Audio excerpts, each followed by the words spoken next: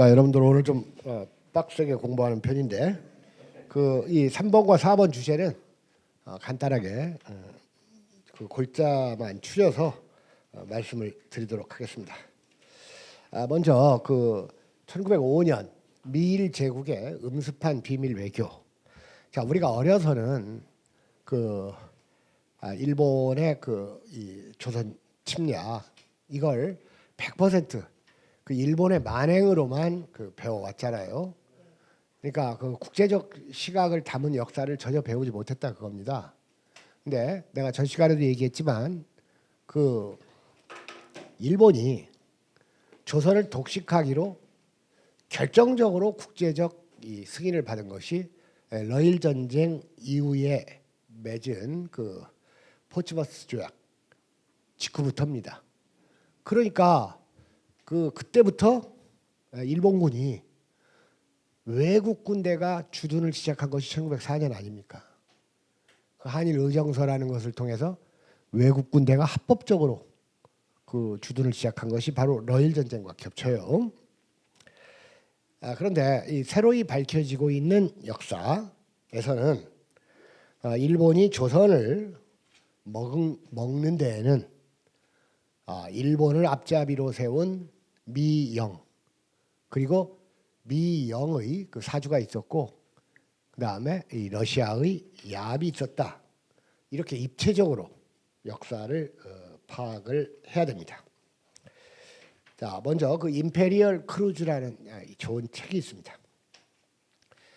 임페리얼 크루즈는 제임스 브래들리 미국의 저널리스트죠. 여러분들 책은 말입니다. 미국 사람들이 잘 써요. 무슨 반미하면 세련된 줄 알고 반미는 반미대로 하되 좋은 책들은 골라서 읽을 필요가 있습니다. 그리고 미국인이 쓴 책들이 아주 좋은 책들이 많습니다. 그리고 사실 소설도 유럽 소설보다 미국 소설이 훨씬 나아요. 내가 볼 때는. 이 임페리얼 크루즈 제임스 브래들리는 이 제국주의 미국의 음습한 비밀 외교의 실상을 100년 만에 폭로한 책이 임페리얼 크루즈입니다. 그러니까 1905년에서 100년이 지났으면 2005년에 출간됐다는 얘기죠.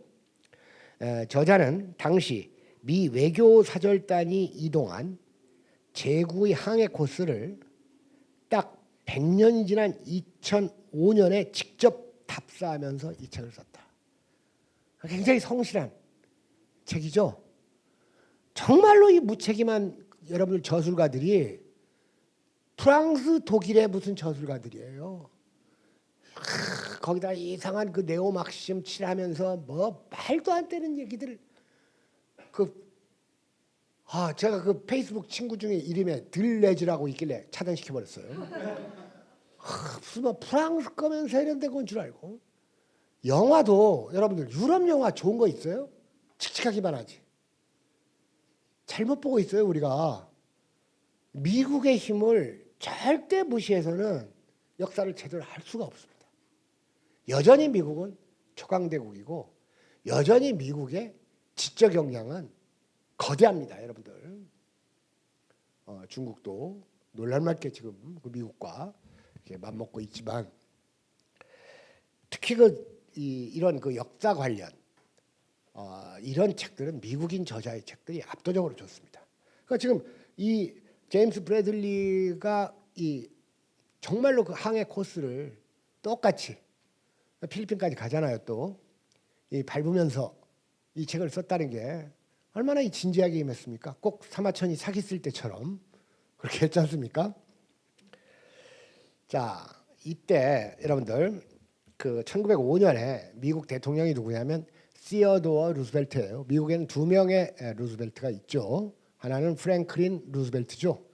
2차 대전 당시에. 그런데 이 시어도어 루즈벨트는 1905년 미국 대통령이었는데 80명의 외교 사절단, 좋게 얘기해서 외교 사절단이지. 자기들이 앞으로 어떻게 이 제국주의 확장 정책을 펼치고 그것에 정지 작업을 하기 위해서 보낸 거예요. 7월 5일이에요. 그러니까 여기에 국회의원이 30명이나 포함되어 있었어요. 상원 7명, 하원 23명, 그리고 군인, 민간 관료, 그리고 무엇보다도 그 당시에 미국 언론에 집중 조명을 받고 있었던 21세의 딸 앨리스를 여기다 집어넣었어요. 왜냐? 미국 기레기들이 앨리스 뒤만 졸졸졸 따라다녔거든요. 최고 인기 무슨. 그런데 이 사실 여러분들 시어도어 루즈벨트 하면 미국인들이 대단히 존경하는 대통령이에요. 여러분들 그 큰바위 얼굴이란 거 알죠? 큰바위 얼굴에 4명의 미국 대통령 얼굴이 있지 않습니까? 거기에 그 초대 조지 워싱턴, 그 다음에 그 제퍼슨이 뭐 2대입니까? 3대입니까? 토마스 제퍼슨, 그 다음에 아브라함 링컨. 그 사람들보다도 주요하게 취급되고 있는 게 시어도어 루즈벨트예요. 그런데 최근 들어서 이 시어도어 루즈벨트의 악행, 만행들이 미국인에 의해서 폭로되고 있어요. 그게. 그래서 뭐 집단 수용소 만들어 가지고 막 고문, 민간인 살육, 그 다음에 쿠바, 필리핀, 하와이를 강점하고, 얘는 약한 또라이예요. 어떤 또라이냐? 인종주의자 또라이입니다. 그래서 이 앵글로색슨, 여러분들 앵글로색슨이 그 미국에 말하자면 주류 아닙니까? 그렇죠? 걔들끼리만 놀아요. 그러니까 우리나라에서도 그 흉내내는 애들이 경기고등학교 나온 애들이에요. 그래가지고 걔들은 만나면 무조건 다 경기 나온 걸로 보고 얘기해요. 아시겠죠? 그러니까 제 가족 친구들이 그런 애들이 좀 있는데, 어떤 자리에 갔더니 내 가족한테 몇 회시죠? 그러길래 어느 학교를 얘기하는 거예요? 하고 물어봤다는 거예요. 지들끼리 얘기할 때는 그래요. 한마디로 말하자 붕딱지들이죠. 붕딱지. 앵글로색슨. 걔들 지들끼리 모여가지고 뭐 문학상도 주고 그래요. 볼링겐상이란, 제가 언젠간 얘기한 적이 있을 겁니다. 여러분들 그 에즈라 파운드 아시죠? 뭐 에즈라 파운드가 뭐 나치스트였는지 아닌지 뭐 아니면 모함에서 몰렸는지 어쨌는지 몰라도 이 에즈라 파운드가 전범 재판에 회부됩니다. 그 나치즘에 가담했다는 이유로. 그러니까 에즈라 파운드는 유럽 그 문단의 대부였었어요. 그러니까 여러분들 그 T.S. 엘리어트 아시죠? T.S. 엘리어트의 그 황무지를 반쯤 에즈라 파운드가 다 고쳐준 거예요. 반쯤 고쳐줘 가지고 에즈라 파운드가 세계적인 T.S. 엘리어트가 세계적인 시인이 되니까 에즈라 파운드가 엘리어트의 마누라하고 이렇게 도망칩니다. 네. 그러니까 제가 글쓰기 할 때 이런 얘기를 하죠. 옛날부터 그 스승 마누라 뺏어 먹는 놈은 봤어도 제자 마누라 뺏어 먹는 놈은 아주 특이한 놈인데, 대단히 명석한 전위 시인이에요. 에즈라 파운드가. 그건 사실이에요. 그러니까 이 삶과 이 예술은, 특히 서양 예술의 경우에는 삶과 얼마든지 유리될 수가 있습니다. 그러니까 그게 서양 예술의 최대의 그 딜레마예요. 그러니까 당장 여러분들 그렇게 좋은 시를 쓰는 서정주 같은 사람이 최근에 그 미당문학제 또 반대 투쟁 뭐 가고 그러더구만요. 참 그런 것은 불가사의한 일인데,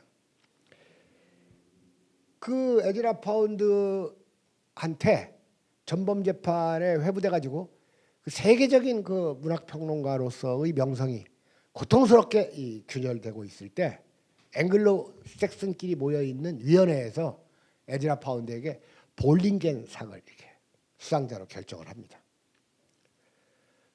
그러니까 또 이 친미 숙미주의자들이 또 그때 역시 미국은 세련된 나라야. 암만 나치래도 문학이 좋으니까 상을 주는 거야. 이런 말들을 했었어요. 여러분들 유럽 모양도 그게 꼴보기 싫지만 미국 모양주의도 그게 정말 꼴보기 싫습니다. 그런 식으로 세계 이 뉴스 회사들이 그런 식의 평가를 내놓았어요. 그 이데올로기하고 예술적 성과는 별개다. 뭐 이런 식으로.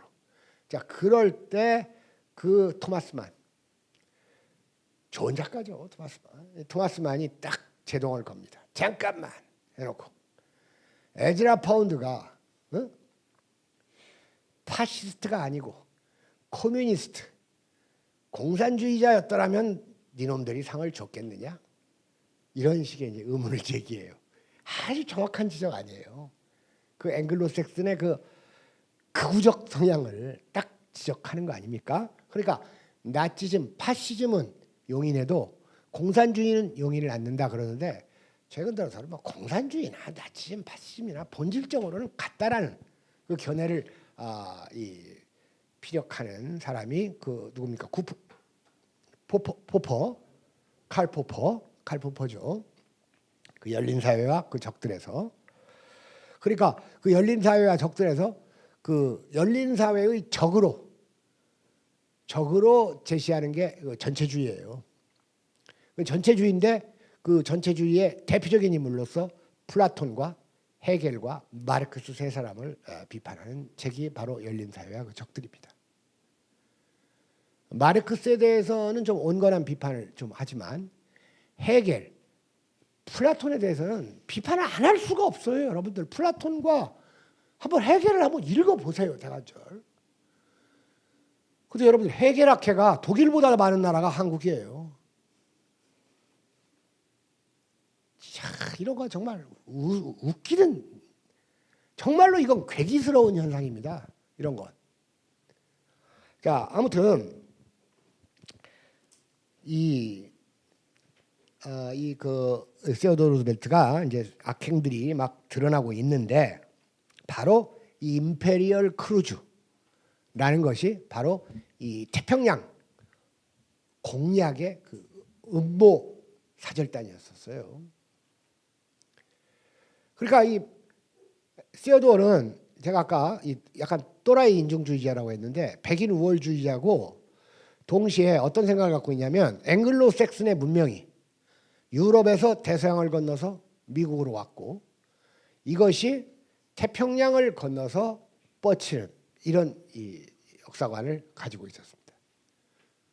그러니까 이제 미국이 태평양을 공략하기 시작하는 것은 제국주의 시대가 본격적으로 열렸다는 것을 의미하죠. 자, 아까 이 임페리얼 크루즈가 7월 5일 날 출발했다고 했죠. 을사늑약이 언제 체결됐습니까? 11월 17일에 체결되지 않습니까? 이 임페리얼 크루즈의 그 외교 업무는 을사늑약의 체결과 결정적으로 관련됩니다.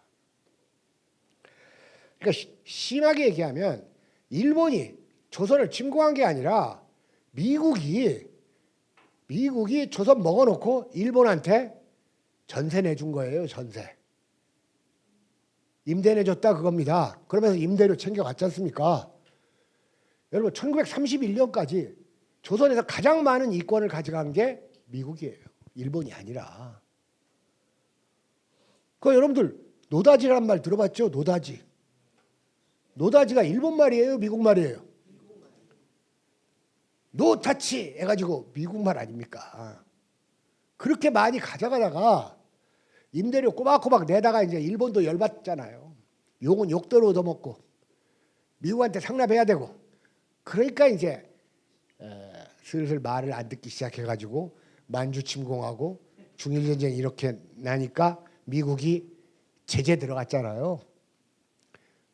그때 일본을 제재했던 방식으로 지금 조선을 제재하고 있는 거예요. 그러니까 일본이 이건 맞아 죽으나 굶어 죽으나 마찬가지니까 이제 미국에 대들었던 것이 이른바 태평양 전쟁이라고 하는 미일 전쟁입니다. 근데 여러분들 그 을사늑약이 있기 전에 비밀 협약이 미일 사이에 맺어졌다는 것 정도는 우리가 알고 있죠. 그게 뭐죠? 가스라 테프트 밀약인데 가스라가 뭐예요? 일본 총리 이름입니다. 그리고 테프트 그 당시에 미국 육군장관이죠. 미국 육군장관이 테프트예요. 그 다음에 대통령이 돼요. 스튜어도 다음에 이 테프트가 몸무게가 152kg. 예. 자, 그런데 바로 가스라 테프트 미리학이 그게 25년 있다가 그게 공개되거든요. 그런데 한국 사람이 가스라 테프트 미리학을 한 것은 한참 뒤에요. 또 일제 시대에는 몰랐었어요, 전혀. 자, 그러니까 결국 그 일본이 조선을 침공하는데 이건 미국이 아시아로 힘을 뻗치는데 일본을 이용한 거예요. 만약 일본을 적국으로 두면 아시아로 갈 경우에 뒤통수에 일본이 있으면 안 되잖아요. 그러니까 일본부터 길들인 거예요. 그러니까 메이지 유신 이래에 일본은 미국에 완전히 종속돼 버립니다. 그러니까 아직도 무슨 메이지 유신을 일본처럼 메이지 유신을 못했기 때문에 조선이 망했다? 개소리 하지 말라고 그래요. 그런 건 개소리예요. 자, 이 임페리얼 크루즈가 있고 나서부터 을사늑약이 맺어지기까지 미국과 일본 사이에 어마어마한 이 비밀 메시지가 오갔습니다. 아까도 얘기했지만 그 포츠머스 조약이 이제 그 러일 전쟁의 담합으로 끝나는데 여러분들 제가 이런 얘기를 많이 했을 겁니다. 러일 전쟁에서 일본이 이겼다? 러일 전쟁에서 일본이 이긴 거예요? 이긴 걸로 해준 거죠. 일본이 이겼으면 일본 군대가 러시아 영토로 들어가야지 이긴 거지. 전혀 그렇지 않잖아요. 근데 어쨌든 시어도어는 이 포츠머스 조약으로 노벨 평화상을 받아요. 그러면서 계속 일본이 대한제국을 지배해야 된다는 말을 여러 차례 합니다. 시어도어가. 고종은 그것도 모르고 미국한테 좀 매달려 보려고 그 미국 대통령 딸 앨리스가 이 서울을 방문하니까 그냥 극진히 환대하잖아요. 그 이야기는 또 하면 너무 길어지고 시간이 지금 조금 빨리 하겠습니다. 자, 아무튼 그 한일 우호 통상조약이 맺어진 것이 한미 1882년이죠. 그 전에 1866년에 뭐가 들어왔어요?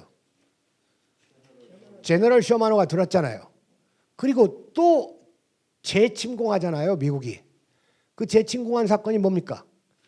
1871년에 신미항이에요. 여러분 신미항이하고 제너럴 쇼마노를 같이 이렇게 보는 사람들이 꽤 있어요. 그건 다릅니다. 두 개의 사건이에요. 그러면서 이 러일 전쟁을 통해서 이제 일본을 지원하는데 그때 러일 전쟁 때 일본에 지원한 전비가 지금 현재가로 한 14조 원 정도 된다고 하는데 미국과 영국의 재벌들이 일본을 지원했던 거예요. 그럼 이 돈을 안 빼먹었겠어요? 나중에 다 받았을 거 아닙니까? 일본한테. 그러니까 그때 이제 여기에 그 유대인 은행가 제이콥 시프, 앤드류 카네기, 존 피어몬트 모건, 미국과 영국의 그 재벌들이 일본을 지원했던 거예요. 그러니까 우리는 일본한테 먹힌 게 아니라 서양 제국주의한테 먹힌 거예요. 그러니까 우리는 서양 제국주의를 더 연구하고 그들에 대해서 공부하고 그들에 관한 바른 역사의식을 가져야 되는데 서양 제국주의 연구에 쏟아야 할 노고와 정열을 맨날 조선 양반 욕하는 데 쓰고 있다 그겁니다. 여러분들 임진왜란도 마찬가지 아닙니까? 도요토미 히데요시 그리고 그 당시에 일본의 전국 시대를 끝낸 그 일본의 전국을 공부하고 연구해야 할 노고를 허구한 날 무슨 이순신하고 원준하고 이런 얘기나 하고 있으니 이게 역사의식이 제대로 베낄 수가 없다 그겁니다. 그리고 선조 못난이라고 밤낮 얘기나 하고. 자, 여러분들 일본 그 카스라 테프트 미략을 할 때 그 카스라라는 놈이 러일 전쟁은 조선 조정이 잘못했기 때문에 일어난 전쟁이다. 이런 말을 하고 이 태프트는 조선이 일본의 보국이 되는 것이 동아시아 안정에 직접 공헌하는 것이다. 자, 이런 말을 합니다. 이 시어도어 루즈벨트는 미국인에게 엄청난 존경을 받았다고 했죠. 그럴 만한 또 이유가 있어요. 이 아주 지독한 권모술수가인데 그 이미지 정치 그리고 막 쇼 막 엄청나게 막 사진 작가들 그 기레기들 막 촌지 엄청나게 주면서 인기를 끌었던 사람이에요. 막 그 야생적인 미국 사내의 모습을 보이기 위해서 그 예전에 그 미국 여러분들 미국이라는 나라가 미국의 대중문화가 얼마나 천박하냐면 막 그 마초 그걸 아주 제일 매력 있는 남자로 봤었잖아요. 옛날 지금은 안 그렇지만 많이 달라졌지만 그래서 이 시어도어가 막 아랫돌이 우통 벗고 막 도끼로 막 미국 살림 속에서 막 나무하는 장면 막 그다음에 막 이 총 가지고 막 들쏘하고 이렇게 맞짱 뜨는 장면 이런 거 기레기들 돈 줘가지고 막 보도하게 하고 막 그래가지고 인기를 끌었던 사람이에요. 그러면서 자기는 10개월을 서부에 가서 이 밀림 속에서 산다. 막 이런 거짓말도 하고. 근데 허구한 날 저 맨해튼 아파트에서 몸도 약했었어요. 그런데 철저하게 이기적인 정치가예요. 이 시어도어의 막내 아들이 조종사였는데 1918년에 공중전에서 프랑스 상공에서 전사합니다. 그 다음에 큰아들이 2차 대전에 그러니까 막내 아들은 1차 대전 그 다음에 큰아들이 노르만디 상륙작전에서 또 전사를 해요. 그러니까 그 아들 둘을 전사시켰다 그겁니다. 미국인들이 얼마나 훌륭하게 보겠어요? 그런데다가 아까 얘기했던 그 딸 앨리스까지도 자기의 정치적 야망을 위해서 철저히 이용하죠.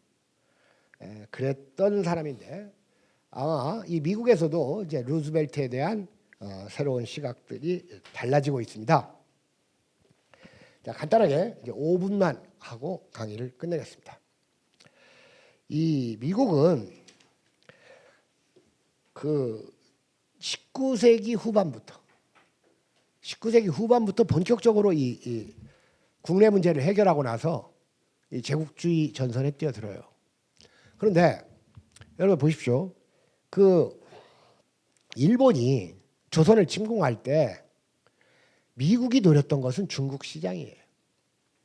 미국은 중국의 영토를 탐내지는 않았습니다. 왜?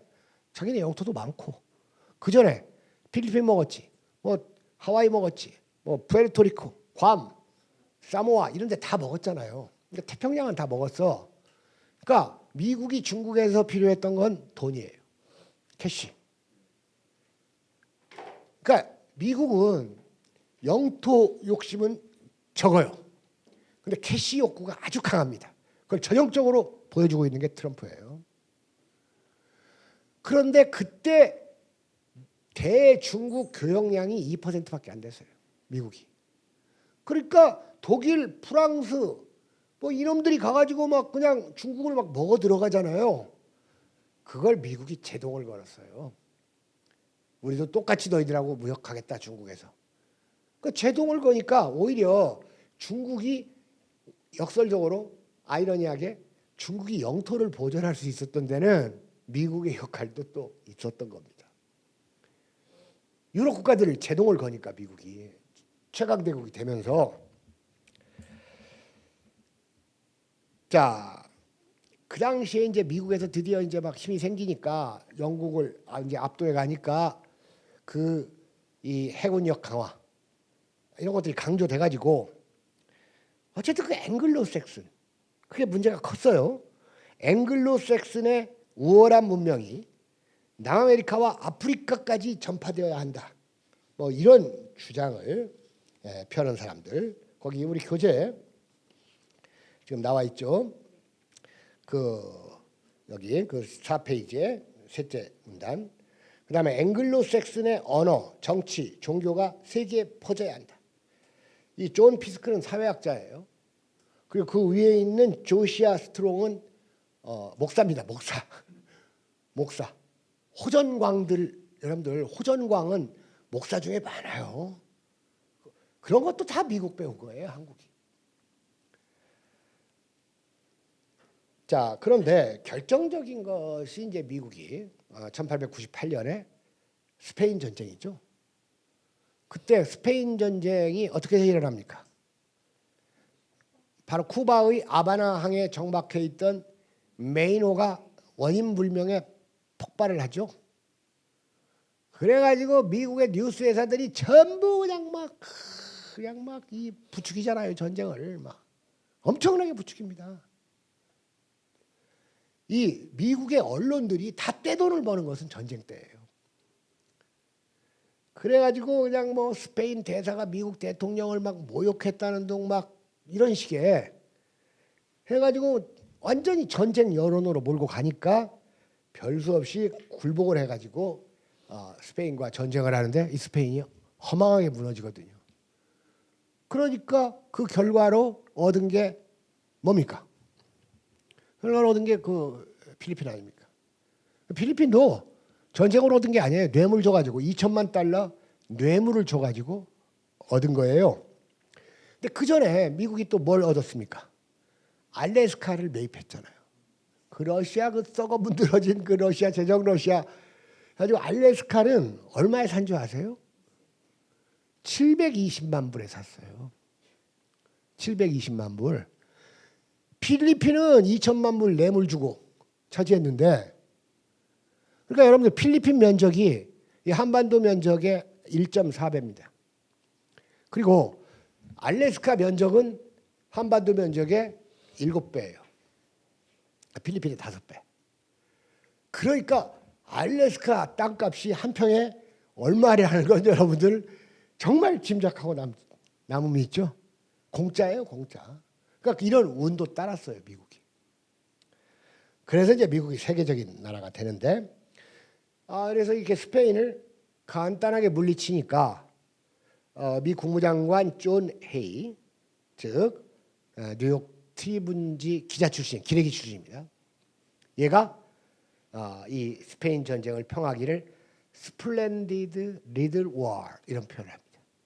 무슨 뜻입니까? 빛나는 작은 전쟁. 이건 무슨 말입니까? 앞으로 큰 전쟁은 또 있다는 의미도 담고 있죠. 이런 식으로 해가지고 이제 미 제국주의가 확장하고 1차 대전을 기점으로 해가지고 명실상부한 유일 강대국이 되죠. 그러다가 소련과 조금 맞서다가 소련이 이제 또 붕괴하니까 유일 초강대국으로 오늘까지 행세하고 있는데 중국의 도전을 받고 있죠. 지금 이 중미 무역 전쟁 같은 것들은 중국의 단순한 무역 문제가 아닙니다, 여러분들. 안보, 군사 이런 것들과 깊은 관련이 있어요. 여러분들 지금 구글이 뭐 모든 것 세계 다 이렇게 이제 파악하고 있잖아요. 그죠? 중국은 구글 이상의 기술력을 갖고 있어요, 지금. 그리고 중국은 양자역학을 이용한 거기 때문에 중간에서 빼낼 수가 없어요, 이 정보를. 그거 죽이려고 화웨이를 죽이고 있는 거예요, 지금 미국이. 화웨이. 아시겠죠? 근데 이 놀라운 오지 기술을 중국이 가장 많이 가지고 있고 두 번째로 많이 가지고 있는 나라가 한국이에요. 한국도 만만치 않은 나라입니다. 그래서 이 한국이 어느 쪽에 줄을 서느냐에 따라 유럽 얘들은 다 합쳐봐야 5%도 안 돼요. 중국이 한 35%, 한국이 한 25% 갖고 있습니다. 그러니까 바로 중미 무역 전쟁은 그 화웨이 죽이려는 데 목적인 오지 기술. 그러니까 세상이 엄청 바뀝니다. 그러니까 옛날에는 뭐 공자 막 하다가 중국 사람들이 이제 길들이려고 막 공자 막 높이고 있잖아요. 근데 최근에는 또 중국 경제과학계에서 최고로 높이는 게 묵자예요, 묵자. 묵자가 양자역학하고 비슷하대요. 노자는 이론 물리학하고 비슷하잖아요. 노자는 그 아인슈타인 넘어서 그 이론 물리학하고 노자는 그 좀 비슷한데 그 우주 묵자는 그 양자역학과 관련돼 가지고 묵자 과학기술관 같은데 보면 그 양자역학과 연결시켜 놓은 그런 게 있어요. 그러니까 우리가 가봐야 될 중국은 참 많습니다. 그리고 중국을 쉽게 갈 수 있는 또 그것도 행운 중에 하나예요. 자, 시간이 좀 지나고 있는데, 자, 2차 대전이 끝나갈 무렵에 원자탄을 세계 각국에서 개발을 하고 있었지 않습니까? 그죠? 어느 나라? 독일, 일본, 러시아, 미국. 이 경쟁에서 미국이 승리를 거두죠. 여기에는 그 맨해튼 프로젝트 그래가지고 그게 이제 성공을 하죠. 그래서 2차 대전 중에 이 원자탄 실험이 성공을 하지 않습니까? 로스엘라모스에서. 그죠? 그러고 나서 루즈벨트가 급서하잖아요. 루즈벨트 건강이 말이 아니었었어요. 급서하니까 그 트루만이 뒤를 잇지 않습니까? 그러고 나서 첫 번째 가기가 열립니다. 그게 1945년 4월 25일인데, 근데 그때 국방장관 스팀슨, 여러분들 이 원자탄 개발 이 실화를 읽어보면 정말 재밌습니다. 이 독일 쪽에서 막 하려고 하는데 미국에서 특공대 보내가지고 막 그 중수 공장 폭파시키고 막 하면서 그런 이야기들 정말 재밌어요. 그것도. 근데 어쨌든 성공을 거두니까 이 국방장관 스팀슨이 여러분들 이게 개발되니까 미국, 영국이 얼마나 밀착돼 있는 나라냐면 이 원자탄 성공을 알려주고 싶으니까 미국에서 폭격기 띄워가지고 런던으로 사람 보내요. 그래가지고 이거 성공했다는 거 알려주려고. 그러고 나서는 그 얄타 회담인가 거기에서 소련한테는 슬쩍 운만 띄잖아요. 우리가 큰 물건을 만들었어. 뭐 이런 식으로. 자, 그런데 그 보고서가 트루만에게 낸 국방장관의 보고서가 오늘의 조미 관계를 아주 정확하게 예측하고 있습니다. 75년 전의 보고서가.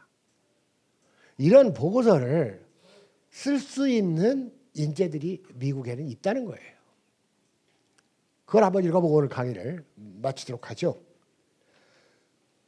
4개월 후 미국은 전대미문의 전율스러운 병기를 완성합니다. 그로 인해 문명이 감당할 비극적 상황에 대해 미국은 도의적인 책임을 지게 되었습니다. 아주 문장 좋죠. 앞으로 다른 나라도 이 병기를 개발할 것입니다. 그러므로 미국은 이 병기를 영구히 독점할 수는 없습니다.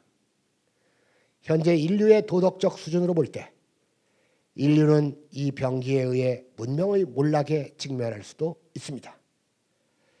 이 병기의 힘에 대한 인식 없이는 어떠한 평화논의도 무의미합니다. 이 병기를 다른 국가와 나누어야 할지의 문제가 차후 대외관계의 쟁점이 될 것입니다. 이 병기를 사용하면 약소국일지라도 강대국을 불과 며칠 내에 정복할 수도 있습니다. 이게 원자탄 개발되기도 전에 예측한 보고서예요. 정확하지 않습니까? 저는 이 보고서를 읽어보고 정말 이 보고서의 탁월함에 대해서 저는 막 혀를 내두를 정도로, 그러니까 이런 인재들이 있어야 돼요. 나라에는. 어쨌든 나라가 잘 되려면 인재들이 많아야 돼요. 그건 틀림없는 일이죠. 자, 그래서 오늘 이 미 제국주의의 출발과 전개까지 그냥 좀 주마간단식으로 한번 알아봤습니다. 오늘 장시간 공부하는데 수고들 많았습니다. 수고하셨습니다.